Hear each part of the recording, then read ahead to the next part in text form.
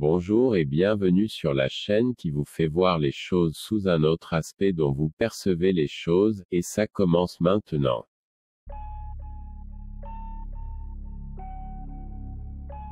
Bonjour et bienvenue dans cette troisième partie du dossier reptilien déclassifié, où vous vous posez peut-être des questions sur le réseau d'organisations secrètes dont j'ai parlé et que le groupe ACIO fait partie. Je peux vous en dire un peu plus sur ce réseau et sur son programme. Il y a de nombreuses organisations qui ont une façade extérieure noble et un intérieur secret. En d'autres termes, ils ont des programmes externes qu'ils présentent à leurs employés, ainsi qu'à leurs membres et aux médias, mais il y a également un programme secret et bien caché que seul le noyau de l'organisation connaît. Les réseaux extérieurs ou membres protecteurs ne sont là que pour épater la galerie et masquer le vrai programme de l'organisation. Le CRE, Comité des Relations Extérieures, la NSA, le KGB, la CIA, la Banque mondiale et la Réserve fédérale en sont des exemples. Leur noyau est soudé pour former une société secrète et élitiste avec sa propre culture, et sa propre économie et son propre système de communication. Ce sont les puissants et les plus riches qui se sont unis en vue de manipuler les systèmes sociaux, économiques et politiques pour favoriser leur propre programme. Ce programme, d'après ce que j'en sais, vise tout d'abord à contrôler l'économie mondiale et ses ressources vitales, réserves de gaz, d'or, et de pétrole, platine, et de diamants, etc. Ce réseau secret a utilisé la technologie du groupe ACIO dans le but d'obtenir le contrôle de l'économie mondiale. Ils sont en train de créer une économie mondiale mixte fondée sur un équivalent numérique du papier-monnaie.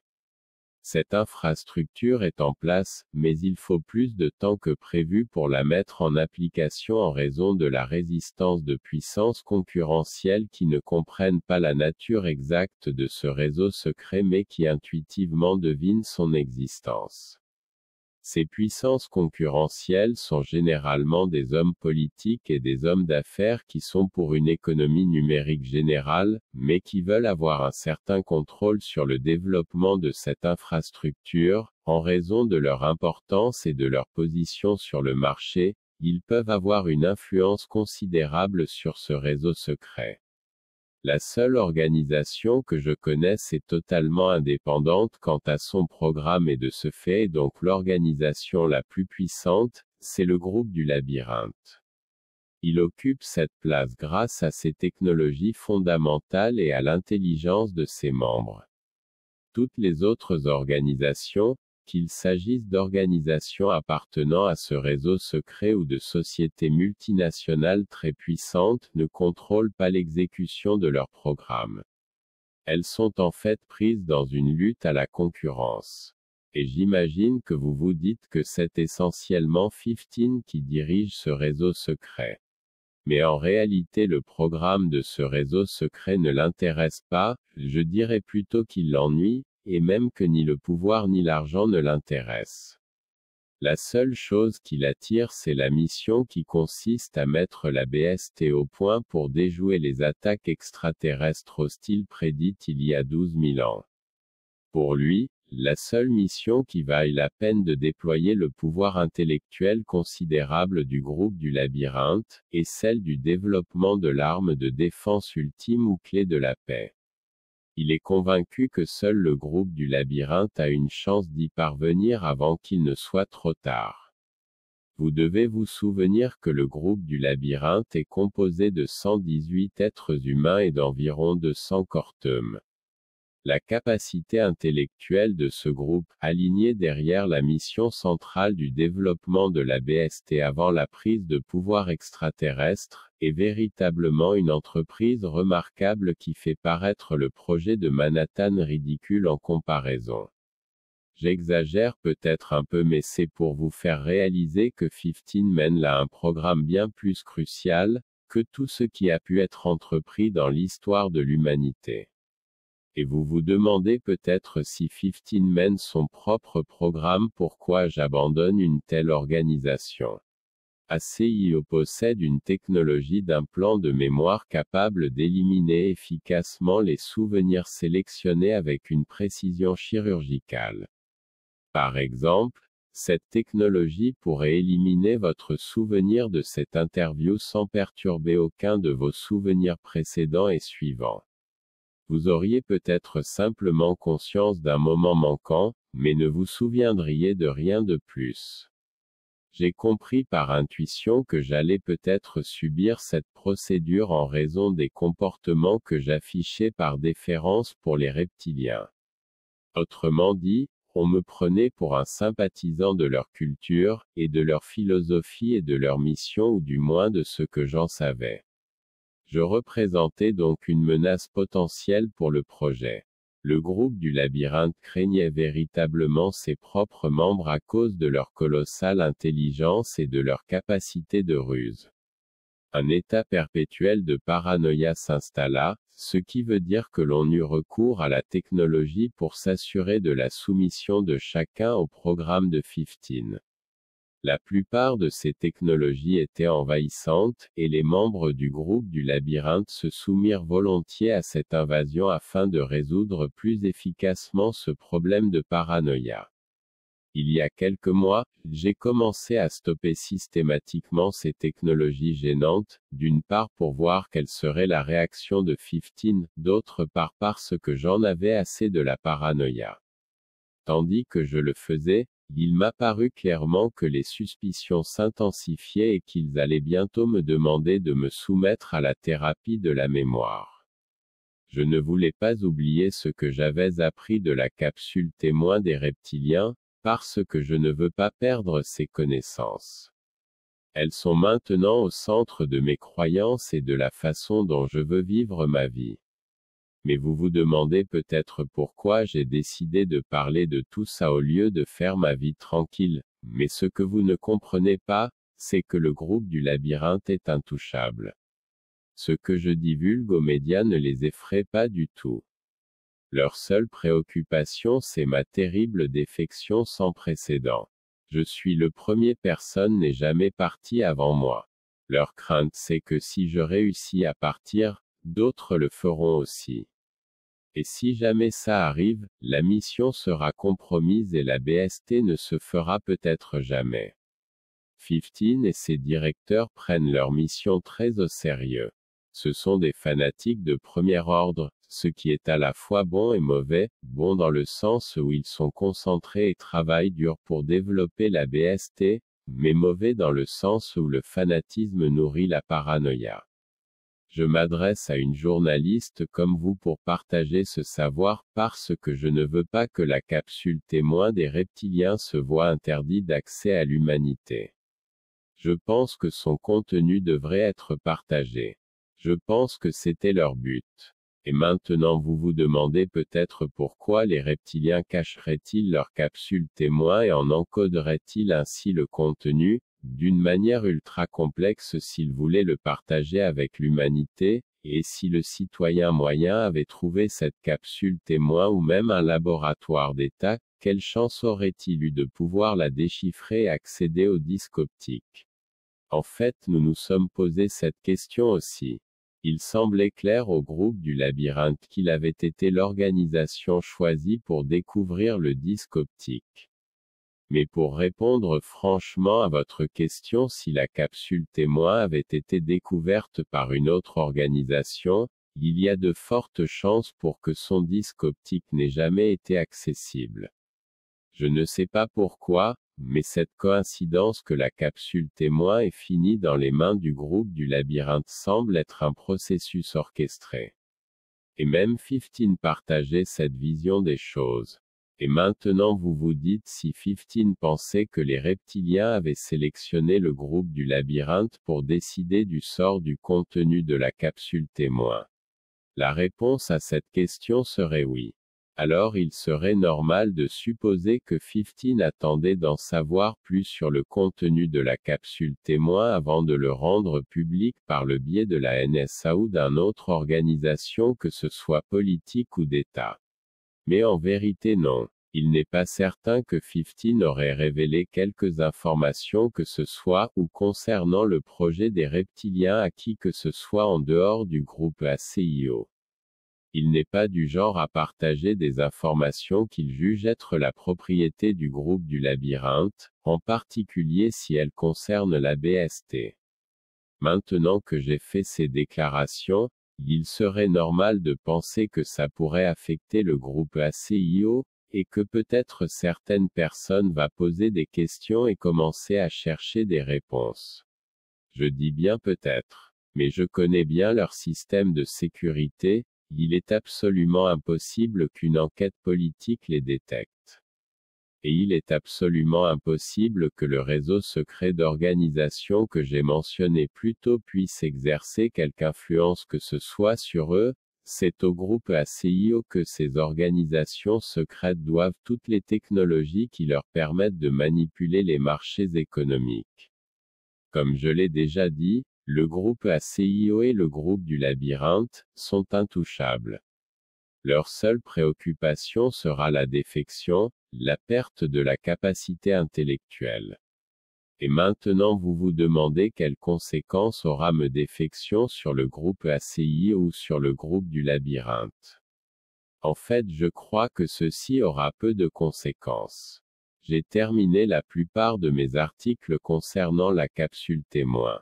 J'ai développé quelques autres projets ayant trait de technologie et de chiffrement, et ceux-ci auront, je pense, un impact plus important. Et j'imagine que si je vous demanderais à quelle question vous voulez que je pointe la question qui revient le plus souvent, c'est pouvez-vous nous donner plus de détails sur les reptiliens et qui sont-ils d'après vous, ou qui représentent-ils? En vérité, je ne sais pas qui ils sont, mais la seule chose qu'on sait vraiment sur eux c'est qu'ils se présentent comme des humains, et ce que j'entends par là c'est qu'ils utilisent notre subconscient. Pour être un peu plus clair, il se sert de ce que je pourrais appeler de faiblesse, mais qui n'est pas vraiment connu comme une faiblesse pour nous les humains. C'est tout simplement une question de conception à laquelle on porte généralement pas attention, et que quand on se le fait mettre sur le nez on a tendance à être surpris. Premièrement, c'est notre façon de voir les choses, ce que je veux dire par là. Prenons par exemple les lunettes 3D, leur fonctionnement est basé sur l'horizontale et la verticale. Deuxièmement, certaines fonctions du cerveau qui lui est propre comme par exemple quand on fait des rêves donc il se sert d'un côté de l'œil pour maintenir la réalité qu'on perçoit, et avec l'autre œil il se sert du côté subjectif pour faire croire à notre cerveau qu'on se trouve en face d'un humain. Et ils ont réussi à manipuler avec le temps la possibilité de voyager dans le temps, et selon certains programmes gouvernementaux comme un des programmes de l'armée selon les dires ils sont revenus du milieu du XXVIIIe siècle, et là vous vous demandez avec l'armée. Oui avec l'armée. Je vous explique, l'armée sert de consultant lorsqu'un producteur produit un film concernant l'armée pour rester le plus fidèle possible à leur image voire même forcer le producteur à réécrire son film au besoin. Mais peut-être que vous le savez pas mais l'armée était bel et bien consultant dans la télésérie La Porte des Étoiles, et c'était pas pour une question d'uniforme militaire que l'armée cherchait à être le plus fidèle possible, car ce n'est pas des uniformes que l'armée porte dans la réalité. Alors ça devait plutôt être pour une ancienne version du groupe du labyrinthe, ou de toute autre organisation puissante, que l'armée cherchait à être le plus fidèle possible. Mais pour revenir sur les reptiliens, ils semblent posséder une culture qui leur est propre et qu'ils ont très bien intégrée, dans le sens où leur langage est manifestement un mélange de plusieurs langues éteintes dont ils pourraient avoir connaissance seulement s'il avait accès au système d'information du groupe ACIO, s'il était effectivement des voyageurs du temps ou les deux, j'imagine. En supposant qu'ils se présentent correctement, ils sont très en avance sur le plan technologique. Le groupe du labyrinthe estime que la BST est la technologie la plus avancée imaginable. Quiconque la possède et peut l'utiliser avec succès, est nettement plus en avance que notre culture humaine contemporaine ou que tous les extraterrestres avec lesquels nous avons actuellement des relations. Et une autre question que beaucoup de gens se posent, pourquoi les reptiliens ont une telle avance technologique, et pourquoi la capsule témoin, pourquoi ne pas juste apparaître un jour et annoncer ce qu'ils veulent nous faire partager au lieu de jouer au jeu de cache-cache et de capsule témoin cachée. Mais en réalité leurs motifs ne sont pas clairs. Je pense qu'ils ont fabriqué ces capsules témoins afin d'amener la culture et la technologie de leur temps aux nôtres. Et ils ont décidé de le faire en laissant derrière eux ces structures miraculeuses ou capsules témoins qui, une fois découvertes, amèneraient les gens à une nouvelle philosophie ou à un autre niveau de compréhension. Mais je pense que notre horizon philosophique les intéresse autant que notre découverte de la BST. Peut-être même un peu plus. Quant à savoir pourquoi ils ne se contentent pas d'apparaître pour nous donner les informations, ceci est dû à leur génie, je pense.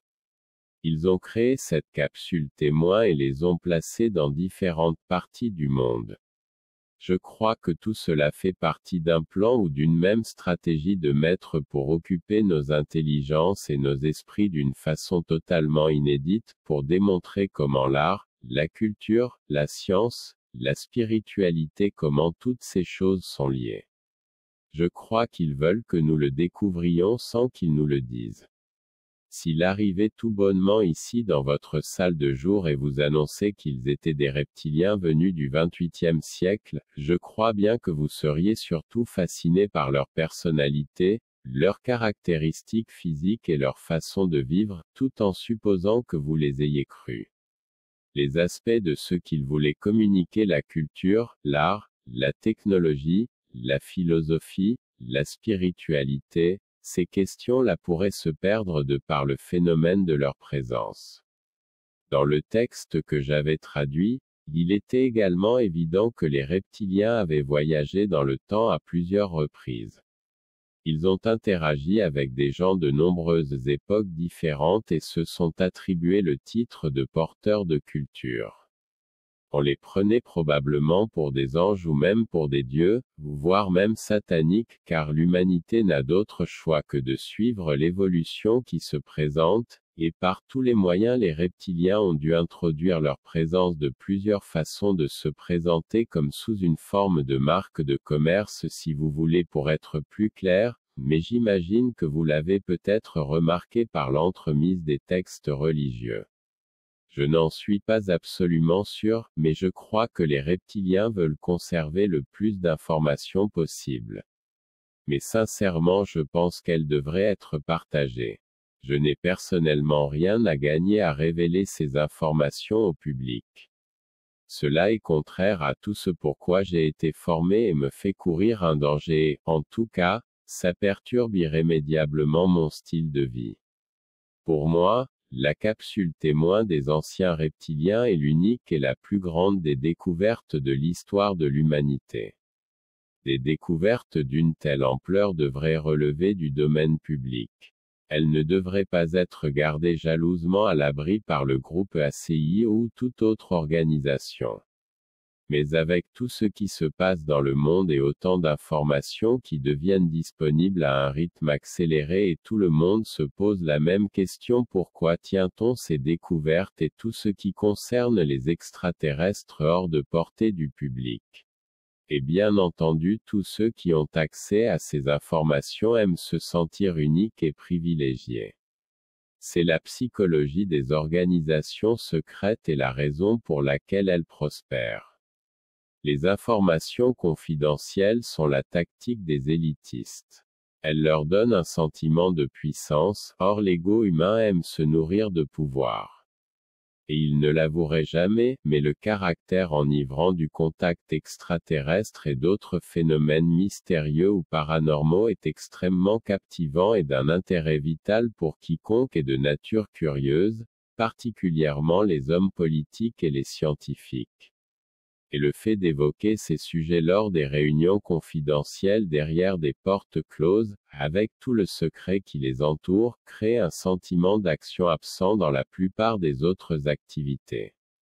Ainsi vous voyez, on devient vite accro au côté théâtral du secret. À présent bien sûr, Il vous dirait qu'ils tiennent tout ceci loin du domaine public pour des raisons de sécurité nationale, stabilité économique et ordre social. Et dans une certaine mesure, je suppose qu'il y a du vrai à cela. Mais ce ne sont pas les vraies raisons, et sachez que les hommes qui dirigent la Maison-Blanche ont conscience de la situation extraterrestre et j'imagine que vous vous demandez ce qu'il sait sur le sujet mais nous en reparlerons dans la prochaine épisode donc c'est ici que se termine le 3e épisode. Au nom de la chaîne je vous remercie, et surtout n'oubliez pas de vous abonner et de laisser un pouce vert ou blanc peu importe je vous laisse choisir la couleur de votre pouce, merci encore et à la prochaine.